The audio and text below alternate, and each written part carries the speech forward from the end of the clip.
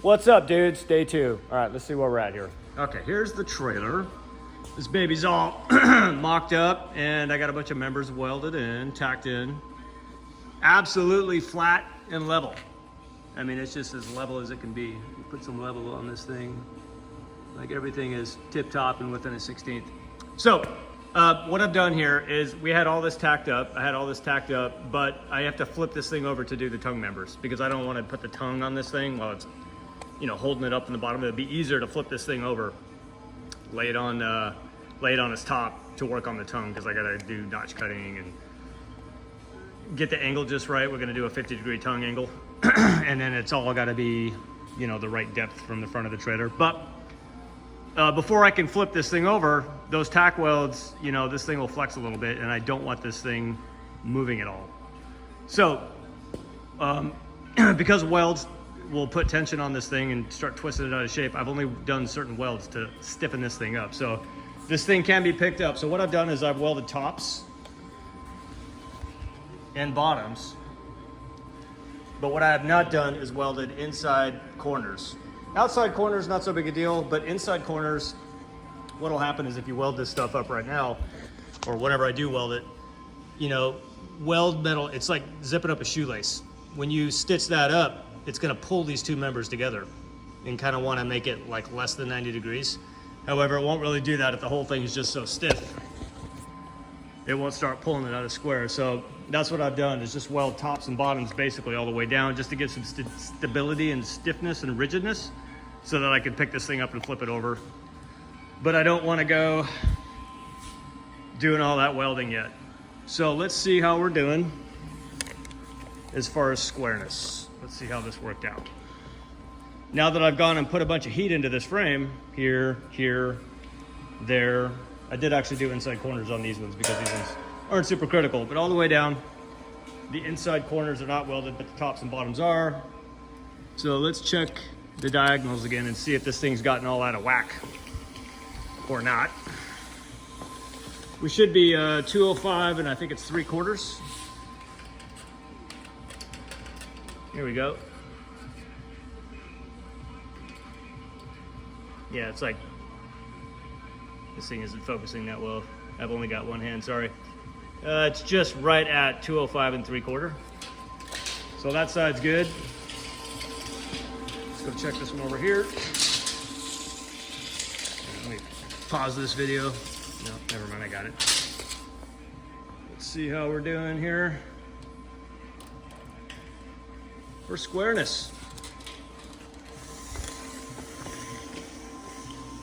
And I've gone through and also checked all these individual members, you know, diagonals on these, they're all square. At least they were before I started putting all this heat into it.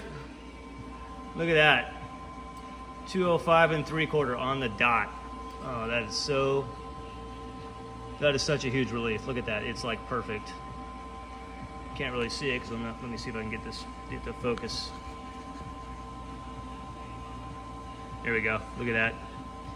Right to that corner, 205 and 3/4. So we're actually on the diagonals. I think I was off about 1/8 before I started putting that heat into it. And it looks like that little bit of welding I did pulled it a little more square. So like one side was like 205 and not 7/8, but like maybe, what is it? 9/16. It was like 205 and 9/16, just a little over 3/4. Or whatever 1/16 is over 205 and 3/4. The other side was exactly 205 and 3/4. So looks like we're accurate to within a 1/16 always, which I'm super stoked about. The members going across, the members going down, and the diagonals. Super square. That'll make aligning the axles much easier and simpler and a lot less wonky. All right, that's where we are, guys. What I'm going to do for the rest of the day today is get this thing flipped over and start working on the trailer tongue. Once I get the trailer tongue on, then I can do the axles, because I need to have the tongue and the hitch on before I can measure to the axles and make sure the axles will track straight and won't wear the tires weird and all that shit. So I gotta figure out a way to get this thing flipped over, probably with the forklift and maybe that engine hoist over there, gently. Once I get it flipped over and back up on its stilts, then I'll start on this tongue. And the way I'm gonna do that is I'm just gonna cut a piece of plywood or some wood or maybe plastic out or something that will simulate an exactly 50-degree triangle. And then the members are gonna kind of come inside the frame here. And then when they hit this rail, they'll take a bend and go that way. We'll do that by notch cutting. All right. So to give you an idea what the layout's gonna be here, this is the front members to hold the hot water skid. So there'll be a couple of pieces of angle iron welded in here. And then that hot water skid over there will fit right in there perfectly. This space right here is gonna be unused as yet and unplanned, but what's gonna go here is a vacuum blower and a freshwater tank and maybe some fuel tanks. Or maybe I'll put the fuel tanks up here. Over here in this section, this is where the vacuum tank is gonna sit. So the vacuum tank with its vertical members right there, those forklift pockets. Each one of those 2x6s under there will sit exactly flat on those two horizontal or those two vertical frame members. And then back here is gonna be vacuum hose reels, probably surface cleaners will be back here, the vacuum surface cleaners, and we might even put some freshwater hose reels and pressure hose reels. We'll see about that. I don't really like hose reels, but they take up a lot of space, but it may be worth it to put them on there. All right, guys, I'm stoked, plugging right along. All right, see ya. Okay, day 2, part 4. I changed my mind. I went ahead and fully welded it out before flipping it over. I think that's a safer move, and it hasn't flexed at all. I think it was because of these top and bottom welds. Everything was held together really tight. It's not going anywhere. All these vertical joints are welded out. And we checked it again for square, and it's exactly 205 3/4 diagonal to diagonal. And every diagonal also is pretty much dead on within a 16th. So, all right, she's fully welded out. Now I don't have to worry about this thing getting all out of whack if it gets dropped on the floor or something like that, or something goes wrong while I'm flipping it over. Okay, next step is to flip this baby over. We'll get the tongue going on the underside, and then we'll be mounting the axles and the suspension and doing all that shit. Once all that's on, then I can flip it back over, put the wheels and tires on it, which I don't actually have yet, and then we can get to doing all the custom work that's gonna hold the bars and the braces for all the equipment that's gonna get bolted on. So, yahoo! Good progress for day 2. All right, this thing's gonna be pretty slick, guys. This thing will be a powerhouse, be able to get a lot of work done, run multiple crews, and help us expand our capacity. That's the whole goal here. And I gotta build another one right behind it. Sweet. All right, time to flip this baby over. Using the forklift and this engine hoist. As you can see, we're fully welded out. Take a brush to those welds.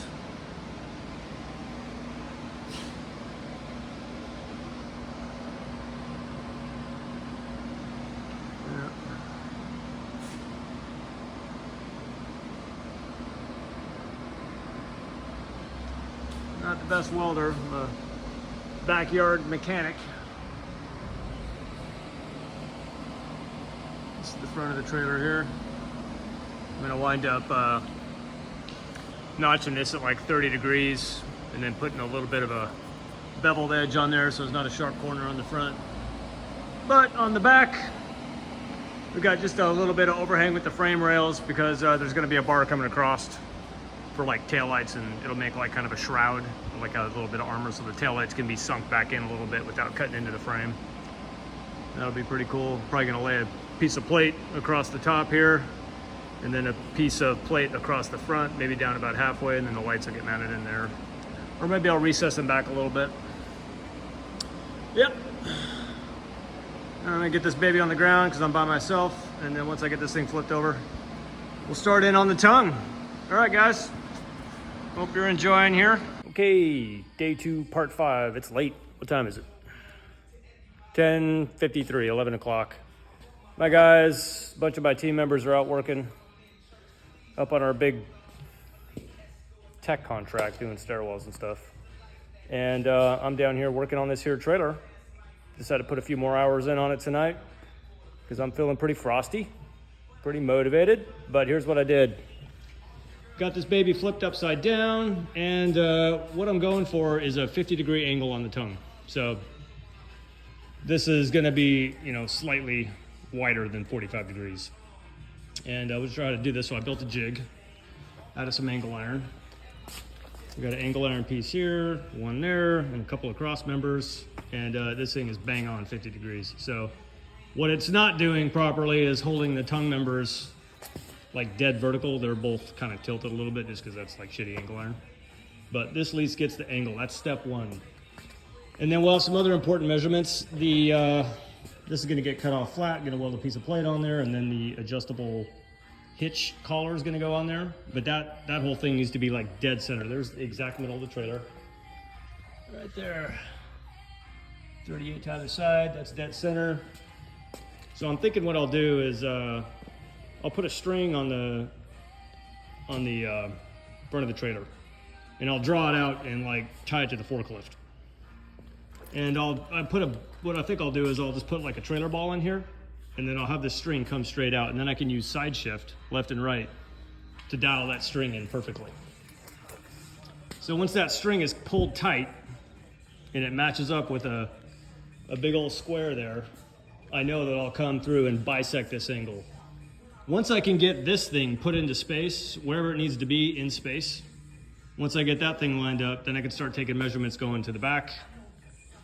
And the tongue members will also need to be like equal lengths before they break off in dogleg. So they'll get notch cut right here, folded in, and then they'll run parallel and get stitched to the frame. And I think what I'll do is I'll wind up taking off the tongue members. I'll probably wind up, instead of just leaving it square cut, I'll probably take this like at a 45-degree angle, just kind of make it cool looking. So as the tongue member comes in here, it'll come off and just bam, down to the frame at 45 degrees. All right, guys, that's where we're at. So on the tongue, step one is get the angle of the members correct, get them locked in there. They're just sitting on there, held into those angle iron, held into that angle iron jig by those clamps. And then I think tomorrow I'll start in on with this string method. Find some way to come out parallel from that front cross member straight out. And that'll put this thing dead center in the middle of the trailer. Now, that's important for that to be in the middle, but it's not as important as... The most important thing is that when I put the axles on this trailer, see, this has to happen first, because what has to happen is I have to go from the hitch, or from the ball, from the hitch receiver, I need an exactly equal length, and it has to be less than 1/8 of an inch of slop. Once the string will come off one side, it needs to be the exact same distance to the center of the front hub on both sides of the front axle. So if you imagine a string or a line stretched out from the front of the trailer to the very center of the hub, which would be like this piece, these are the axles. That's the end of the hub, the spindle nut. Whatever that distance is, on both sides of the trailer, that string needs to be the exact same length when it gets pulled taut from the center of the ball hitch to here, as these things are going to be sitting. These axles, of course, will be sitting parallel or perpendicular on the trailer frame. So on each end, we need the exact same distance from there to here and from there to here. From the front center here to the center of that spindle hub. So if we get that right, then the axles will be perfectly perpendicular relative to the point of pull. So we want those wheels to be exactly 90 degrees from the direction of force being applied to them. That will keep the tires from like wearing out and going bald after just a few thousand miles. If like the wheels are not perfectly straight and they're kind of off a little bit because the axle's off, it'll just cause the wheels to grind off rubber on the tires. So trying to do this trailer really well, make everything super accurate so we don't have maintenance issues down the road, or I don't have to like knock the weld off an axle and like move the axle back a 1/4 inch or something like that. All right, guys, moving right along. Pretty stoked. Okay, see ya.